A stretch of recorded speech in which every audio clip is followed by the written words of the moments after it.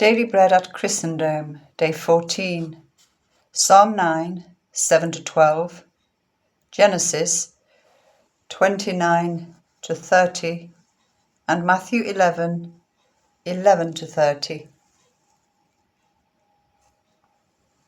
Psalm 9, 7. The Lord reigns forever. He has established his throne for judgment. He rules the world in righteousness and judges the peoples with equity. The Lord is a refuge for the oppressed, a stronghold in times of trouble. Those who know your name trust in you, for you, Lord, have never forsaken those who seek you. Sing the praises of the Lord enthroned in Zion. Proclaim among the nations what he has done. For he who avenges blood remembers. He does not ignore the cries of the afflicted.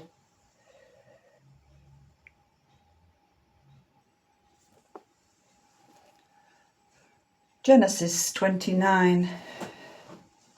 Then Jacob continued on his journey and came to the land of the eastern peoples. There he saw a well in the open country, with 3 flocks of sheep lying near it, because the flocks were watered from that well. The stone over the mouth of the well was large. When all the flocks were gathered there, the shepherds would roll the stone away from the well's mouth and water the sheep. Then they would return the stone to its place over the mouth of the well. Jacob asked the shepherds, "My brothers, where are you from?" "We're from Haran," they replied. He said to them, "Do you know Laban, Nahor's grandson?" "Yes, we know him," they answered. Then Jacob asked them, "Is he well?" "Yes, he is," they said, "and here comes his daughter Rachel with the sheep." "Look," he said, "the sun is still high. It is not time for the flocks to be gathered. Water the sheep and take them back to pasture." "We can't," they replied, "until all the flocks are gathered and the stone has been rolled away from the mouth of the well. Then we will water the sheep." Whilst he was still talking with them, Rachel came with her father's sheep, for she was their shepherd. When Jacob saw Rachel, daughter of Laban, his mother's brother, and Laban's sheep, he went over and rolled the stone away from the mouth of the well and watered his uncle's sheep. Then Jacob kissed Rachel and began to weep aloud. He had told Rachel that he was a relative of her father and a son of Rebekah, so she ran and told her father. As soon as Laban heard the news about Jacob, his sister's son, he hurried to meet him. He embraced him and kissed him and brought him to his home. And there Jacob told him all these things. Then Laban said to him, "You are my own flesh and blood." After Jacob had stayed with him for a whole month, Laban said to him, "Just because you are a relative of mine, should you work for me for nothing? Tell me what your wages should be." Now Laban had 2 daughters. The name of the elder one was Leah, and the name of the younger was Rachel. Leah had weak eyes, but Rachel had a lovely figure and was beautiful. Jacob was in love with Rachel and said, "I'll work for you 7 years in return for your younger daughter Rachel." Laban said, "It's better that I give her to you than to some other man. Stay here with me." So Jacob served 7 years to get Rachel, but they seemed like only a few days to him because of his love for her. Then Jacob said to Laban, "Give me my wife, my time is completed, and I want to make love to her." So Laban brought together all the people of the place and gave a feast. But when evening came, he took his daughter Leah and brought her to Jacob, and Jacob made love to her. And Laban gave his servant Zilpah to his daughter as her attendant.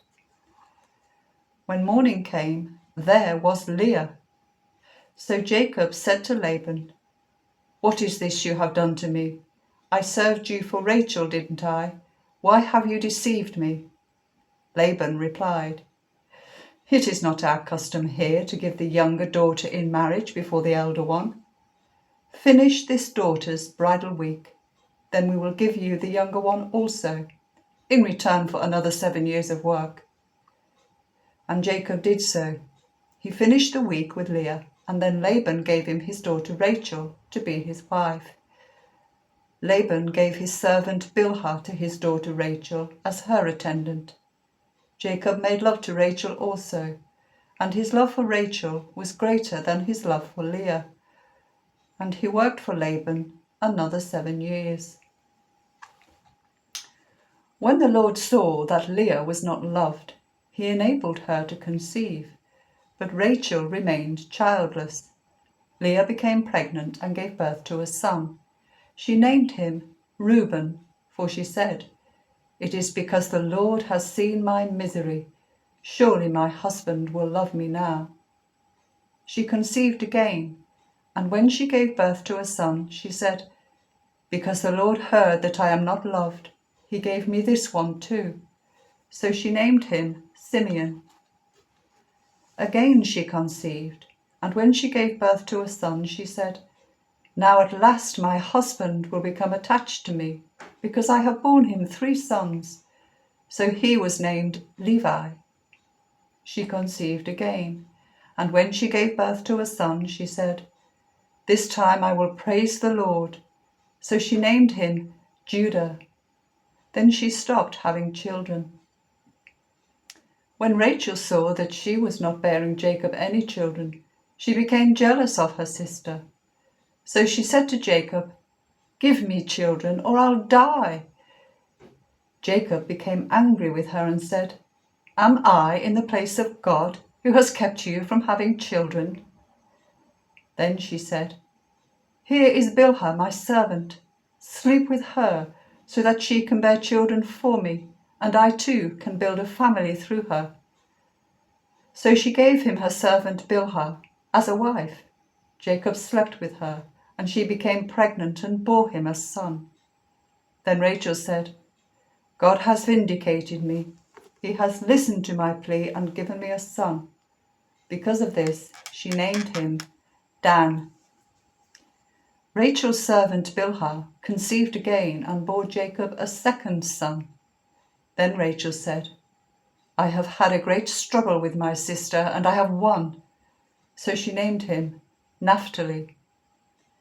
When Leah saw that she had stopped having children, she took her servant Zilpah and gave her to Jacob as a wife. Leah's servant Zilpah bore Jacob a son. Then Leah said, "What good fortune!" So she named him Gad. Leah's servant Zilpah bore Jacob a second son. Then Leah said, "How happy I am! The women will call me happy." So she named him Asher. During the wheat harvest, Reuben went out into the fields and found some mandrake plants, which he brought to his mother Leah. Rachel said to Leah, "Please give me some of your son's mandrakes." But she said to her, "Wasn't it enough that you took away my husband? Will you take my son's mandrakes too?" "Very well," Rachel said. "He can sleep with you tonight in return for your son's mandrakes."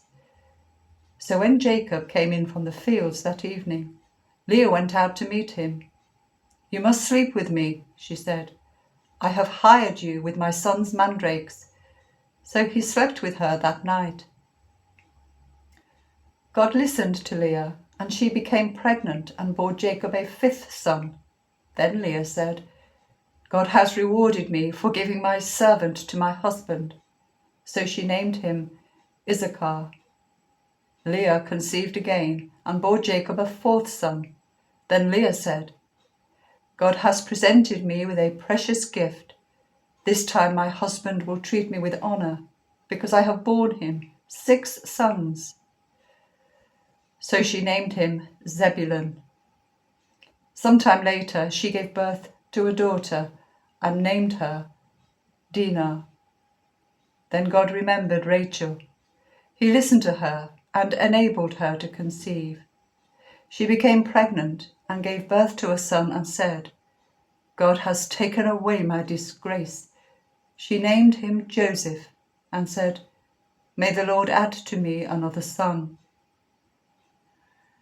After Rachel gave birth to Joseph, Jacob said to Laban, "Send me on my way, so that I can go back to my own homeland.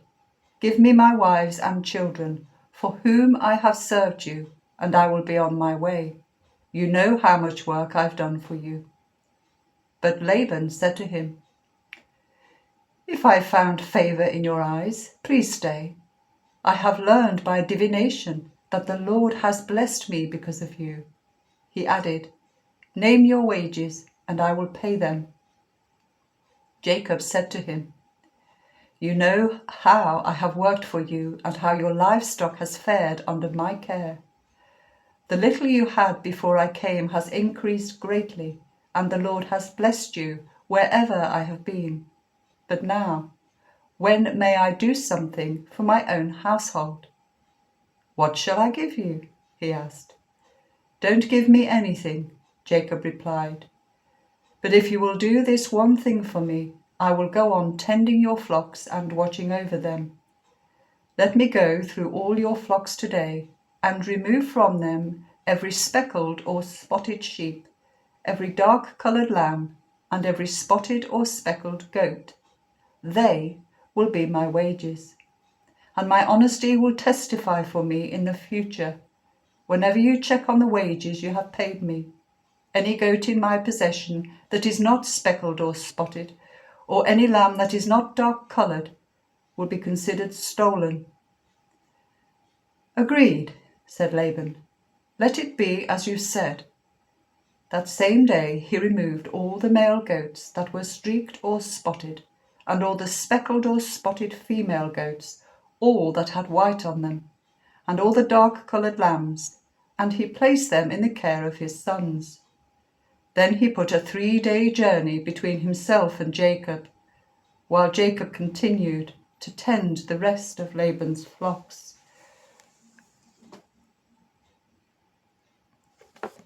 Jacob, however, took fresh-cut branches from poplar, almond, and plane trees and made white stripes on them by peeling the bark and exposing the white inner wood of the branches.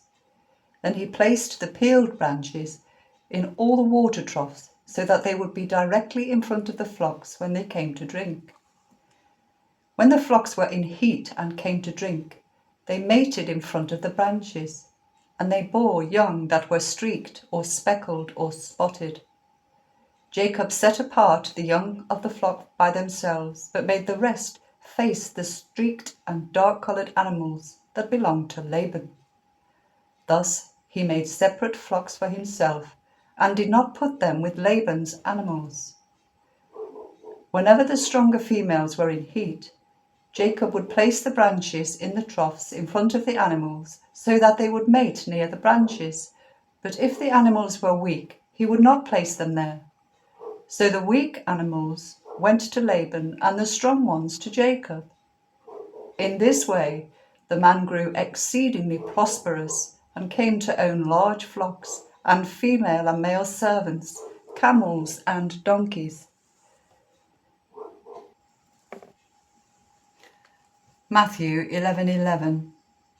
Truly I tell you, among those born of women, there has not risen anyone greater than John the Baptist. Yet whoever is least in the kingdom of heaven is greater than he.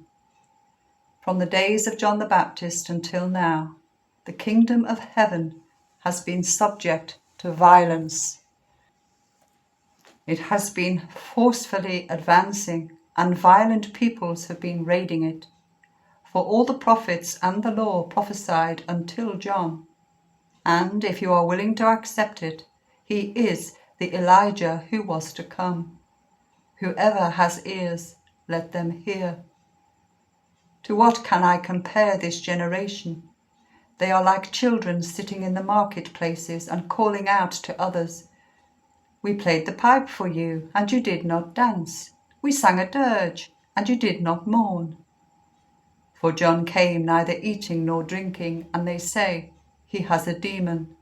The Son of Man came eating and drinking, and they say, 'Here is a glutton and a drunkard, a friend of tax collectors and sinners.' But wisdom is proved right by her actions." Then Jesus began to denounce the towns in which most of the miracles had been performed, because they did not repent. "Woe to you, Chorazin! Woe to you, Bethsaida! If the miracles that were performed in you had been performed in Tyre and Sidon, they would have repented long ago in sackcloth and ashes. But I tell you, it will be more bearable for Tyre and Sidon on the day of judgment than for you. And you, Capernaum, will you be lifted up to the skies? No, you will go down to the depths. If the miracles that were performed in you had been performed in Sodom, it would have remained to this day. But I tell you that it will be more bearable for Sodom on the day of judgment than for you." At that time Jesus said, "I praise you, Father, Lord of heaven and earth, because you have hidden these things from the wise and learned, and revealed them to little children. Yes, Father, for this was your good pleasure. All things have been committed to me by my Father. No one knows the Son except the Father, and no one knows the Father except the Son, and those to whom the Son chooses to reveal him. Come to me, all you who are weary and burdened, and I will give you rest. Take my yoke upon you and learn from me, for I am gentle and humble in heart, and you will find rest for your souls, for my yoke is easy and my burden is light."